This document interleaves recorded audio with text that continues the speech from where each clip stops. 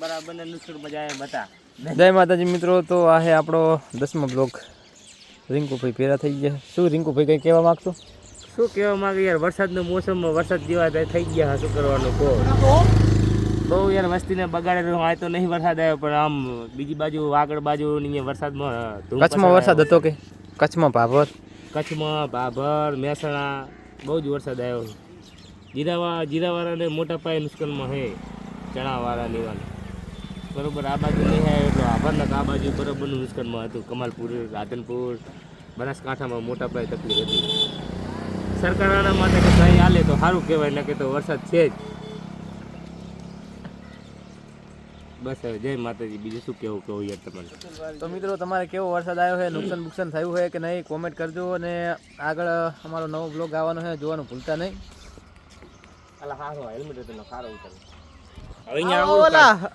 જય માતાજી મિત્રો. ભાઈને જય માતાજી સિવાય